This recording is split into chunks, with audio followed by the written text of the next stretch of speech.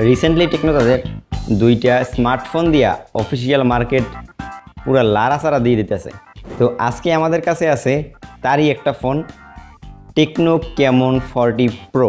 আসসালামু আলাইকুম, কেমন আছেন সবাই? ওয়েল, এই ফোনটা বর্তমানে দাম অনুযায়ী যে পরিমাণে স্পেসিফিকেশন অফার করতেছে, স্পেশালি অফিসিয়াল মার্কেটে, এটার ধারে কাছেও কেউ নাই।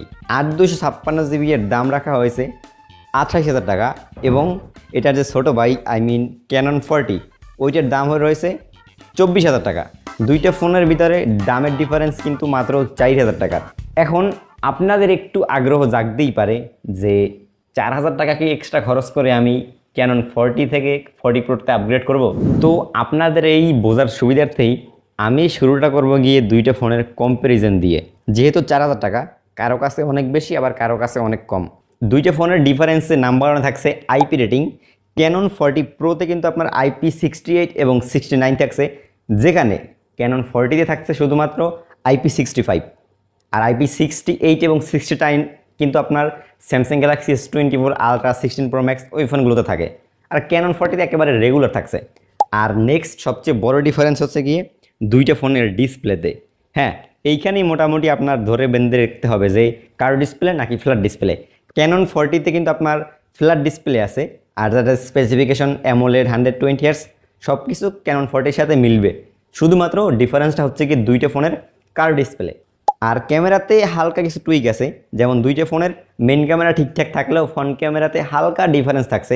40 প্রোতে আপনার 50 মেগাপিক্সেলের মেইন সেন্সর, যার অ্যাপারচার f2.2, আর ক্যানন 40তে একেবারে বেসিক সেন্সর থাকছে। আর লাস্ট ডিফারেন্সটা হচ্ছে গিয়ে দুইটা ফোনের অডিও ইনপুটের ক্ষেত্রে। ক্যানন 40 প্রোতে আপনার 24 বিটের সাপোর্ট থাকছে, যেমন আমার S20 FE-টাই রয়েছে। তো এই দুইটা ফোনের 4,000 টাকার ব্যবধানের ভিতরেই ডিফারেন্স থাকছে কিন্তু মাত্র 4 থেকে 5টা। এখন আপনারা যদি এইখানে ধরার মতো ডিফারেন্স ধরেন, সেক্ষেত্রে কিন্তু শুধুমাত্র ডিসপ্লেটাই সবচেয়ে বড় ব্যবধানে থাকছে। এছাড়া আপনার অডিও, আইপি রেটিং ওগুলো ভাই গুণের মতো না। হ্যাঁ, কার ডিসপ্লে আসলে আপনারা অনেকেই পছন্দ করেন, তবে আপনারা যদি দেখেন ফ্ল্যাগশিপ ফোনগুলো কিন্তু কার ডিসপ্লে দেওয়া ফোনে বন্ধ করে দিছে।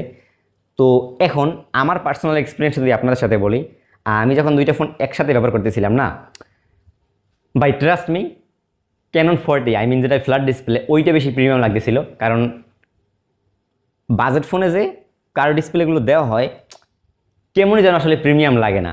মানে দুই সাইডটা যখন দেখবেন না, কার্ভ করা, ভাঁজ করা আছে, কিন্তু কীরকম যেন উঠে আসে, ফাঁকা ফাঁকা কেমন যেন লাগে। মানে ফ্ল্যাগশিপের মতো কার ডিসপ্লের ফিল আসে না।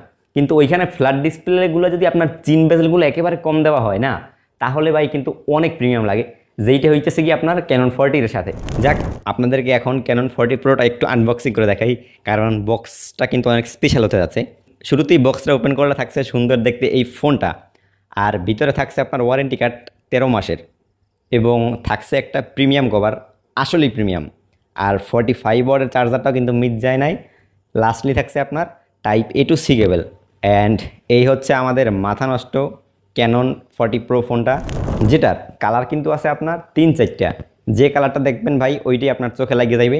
আর এইটা যে আপনাদের একটু বললাম কার ডিসপ্লে, তো আনবক্সিংটা হয়েছে কি, আমি যখন ফোনের এক্সপিরিয়েন্সটা নিতে গেছি ব্র্যান্ড শপে, তখন এক ভাই ফোন কিনছে একটা, তো ওইটা কার ডিসপ্লে লাগাইতে গেছিলো। আপনারা জানেন যে কার ডিসপ্লেতে ইউভি প্রোটেক্টর লাগাতে হয়, তবে আমি সরাসরি দেখলাম যে গাম দিয়ে একটা লাগাইতে আছে। কিন্তু ভাই এইটা লাগাইতে যাই আসলে ভাই অনেক প্যারা খাইছে, কারণ কার ডিসপ্লেতে প্রোটেক্টর লাগানো তো অনেক টাফ, আর লাগাইলেও দেখবেন 2-4 দিন পর উঠতে যায়, কিংবা ওইরকম ভালো প্রোটেকশনও দেয় না, একটু কোনাকাঞ্চিতে লাগলে ভেঙে যায়।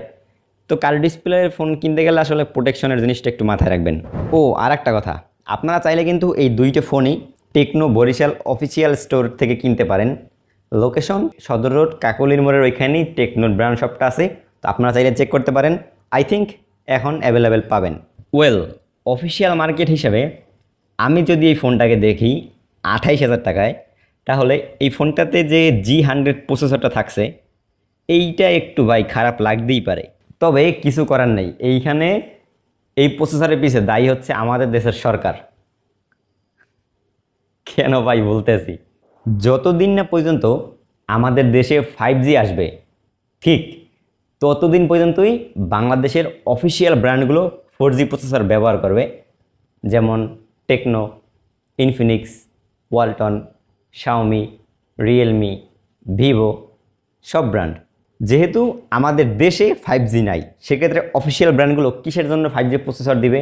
যদি তারা এক্সট্রা করে 5G প্রসেসরটা দেয় তাহলে ফোনের দাম তো একে বাড়বে আর তাদের কস্ট কাটিংটাও বাইরে যাবে। তো এখন দাম কিছুটা কম রাখতে পারতে আছে। আর দ্বিতীয়ত যেহেতু বাংলাদেশে 5G নাই ভাই, কবে আসবে তারও কোনো ঠিক নেই। তো ব্র্যান্ডগুলো শুধু শুধু এক্সট্রা টাকা খরচ করে কেন 5G দিতে যাবে? যে ফিচারটা বাংলাদেশের নাই ওইটা যদি তারা ফোনের ভিতর দিয়ে রাখে তাহলে তাদেরও তো কোনো লাভ নেই, আমাদের কনজিউমারের কোনো লাভ নেই। কারণ আগামী যদি 2-4 বছরেও 5Gটি আসতো তাইলে এখন মোটামুটি আমরা কিন্তু ভাই খবর পাইতাম। এমন তো কিছু হইতেছেই না। আর G100 প্রসেসরটা এমন এক জায়গায় প্লেসমেন্ট করতেছে, এইটার যে পরবর্তী ভার্সন ওইটা হইতেছে গিয়া Dimensity 6300, যেটা হইতেছে কি একটা 5G প্রসেসর। তো ব্র্যান্ডগুলো চাইলেও আপনার G100-এর পরবর্তী প্রসেসরটা যাইতে পারে না, কারণ ওইখানে গেলেই মোটামুটি তারা ধরা খাইয়ে যায়। তাছাড়া আপনাদের যদি এটার ওভারঅল একটা স্পেসিফিকেশন ধাপ করে বলে দিই সেক্ষেত্রে আপনাদের ভালোই হবে। যেমন 120 হার্জের OLED curve display, always on display আর প্রোটেকশন গরিলা গ্লাস 7i, যথেষ্টই ভালো ডিসপ্লে। আর এটা থাকছে অ্যান্ড্রয়েড ভার্সন 15 তাদের iOS 15-এর সাথে, এবং টেকনো এটাই আগামী 3 বছরের সফটওয়্যার সাপোর্ট দিবে। থাকছে 50 মেগাপিক্সেলের মেইন ক্যামেরা, যেটা যথেষ্ট ইমপ্রুভ করছে তাদের সফটওয়্যারের সাথে। আর 8 মেগাপিক্সেলের আলট্রাওয়াইড তো আছেই, যেখানে অন্যান্য ব্র্যান্ডগুলো এখন বিলুপ্ত করতেছে এই সেন্সরটা। থাকছে ডুয়েল স্টেরিও স্পিকার, তবে এইটার বেসটা কম কিন্তু লাউড আছে মোটামুটি ভালোই। যেহেতু ফোনটা স্লিম সেক্ষেত্রে সমস্যাটা হয়েছে। সেকেন্ডারি নয়েজ ক্যান্সেলেশন মাইক আছে, তবে যেহেতু G100 প্রসেসর আপনারা ইউটিউবে সর্বোচ্চ 1440p সাপোর্ট করবে, 4K সাপোর্ট করবে না। আর সারপ্রাইজিংলি এই ফোনটাতে কিন্তু আপনারা কল রেকর্ডিংয়ের সাপোর্ট পাবেন, আপনাদের জন্য যথেষ্ট ভালো একটা ফিচার। আর ইউটিউবে আপনারা HDR ভিডিও দেখতে পারবেন না G100 প্রসেসরের জন্য। তাছাড়া এটার যে ডিসপ্লের এক্সপিরিয়েন্সটা যথেষ্টই ভালো বাজার সেগমেন্ট যদি অনুযায়ী দেখেন। আর যেহেতু কার ডিসপ্লে না সেক্ষেত্রে আপনাদের তো এমনিই ভালো লাগবে, কারণ যারা এইসব বাজারে প্রথম ফোন কিনে তারা সর্বপ্রথমই কালার ডিসপ্লে এক্সপিরিয়েন্স করে। সেক্ষেত্রে ভাই আপনাদের কাছে এই ফোনটা কোনো রকম খারাপ লাগবে না। যেমন 120 হার্জটা আছে, টেকনোর এর সাথে আপনার হার্ডওয়্যারের কম্বিনেশনটা ভালো, যার জন্য 120 হার্জটা আরও বেশি স্মুথ লাগে এটায়। আর অ্যামোলেড ডিসপ্লে তো ব্ল্যাক ডিসপ্লেটা বেশ ভালোই ভাইব্রেন্ট করে। তাছাড়াও যদি আমরা এটার একটু হার্ডওয়্যার সেকশনে লাভ দিই, হ্যাঁ G100 প্রসেসর, তবু ওইখানে কিছু বলার থাকে। যেমন এইটা একটা মিড বাজেট সেগমেন্টের প্রসেসর, আগস্টের 2024 সালের দিকে রিলিজ হয়েছে। স্পেক শিট অনুযায়ী এইটা আপনার TSMCর বানানো 6 ন্যানোমিটারের প্রসেসর। এটাতে কিন্তু আপনার সর্বোচ্চ DDR4X এর র্যাম সাপোর্ট করে, তার পাশাপাশি UFS 2.2 এর স্টোরেজ।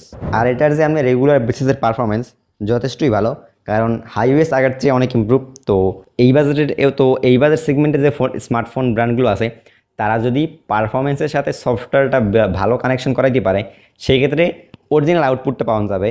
যেমন টেকনোর সাথে G100-এর এইটার কম্বিনেশনটা ভালো, এর থেকে পারফরমেন্সটা না মোটামুটি ভালোই পাওয়া গেছে। তবে যেহেতু আমি একেবারে হাই এফিশিয়েন্ট গেমগুলো এইটাই প্লে করতে পারি না, সেক্ষেত্রে ওই এক্সপিরিয়েন্সটা আমি আপনাদের জানাতে পারবো না, এই জন্য আন্তরিকভাবে দুঃখিত। ক্যামেরা সেগমেন্টটা যদি না বলি সেক্ষেত্রে কেমন হয়, এই ফোনটাতে তারা ভাই যথেষ্ট ভালো ক্যামেরা ইমপ্রুভমেন্ট করছে, সোনির সেন্সর ব্যবহার করছে। আর আপনাদের যে বললাম তাদের সফটওয়্যারের সাথে হার্ডওয়্যারের কম্বিনেশনটা ভালো, এর জন্য না পিকচার্স কোয়ালিটি আপনাদের কালার সায়েন্সে বা ডিটেলসে মনে হবে না যে টেকনোর ফোন দিয়ে আসলে এই ছবিগুলো ক্যাপচার করা।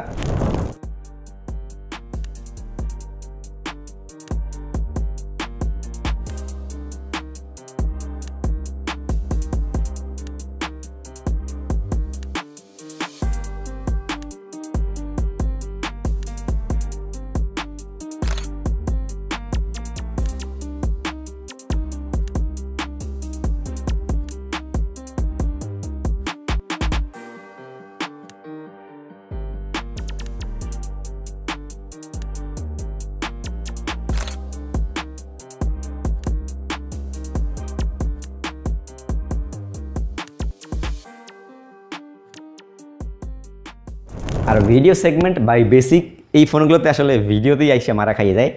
1080p 60 fps ভিডিও করার সুবিধা থাকছে। আর ভিডিও রেকর্ডিং একেবারে খারাপও না ভালোও না, মানে চলতে পারবেন।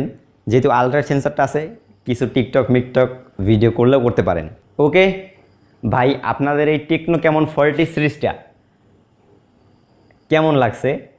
অ্যান্ড টেকনো সম্পর্কে যদি আপনাদের কোনো মতামত থাকে অবশ্যই জানাবেন। এবং টেকনো কিন্তু অনেক দিন পর মার্কেটে বেশ ভালোই করছে, এই জন্য ভাই অ্যাজ এ রিভিউয়ার আমার খুব ভালো লাগতেছে আপনাদের সাথে এগুলো এক্সপিরিয়েন্স করার জন্য। কারণ দেশের অফিসিয়াল ব্র্যান্ডগুলো যখন ভালো কিছু করে তখন নিজেদের কাছেও ভালো লাগে যে না, দামের ভিতরে তারা ভালো কিছু দেওয়ার চেষ্টা করতেছে। এবং আশা করি টেকনোর যে এই ফোনটার যে সেল সম্পর্কে আপনারা জানেন, তো স্টক পুরোপুরি আউট হয়ে গেছে প্রি অর্ডারেই। তো এইখান থেকে কিছুটা শিক্ষা গ্রহণ করে টেকনো ইন ফিউচারে যে আপনার পরবর্তী সিরিজটা থাকবে টেকনো ক্যামন 50 সিরিজ, ওইটাতে আরও স্পেশাল কিছু দেওয়ার চেষ্টা করবে।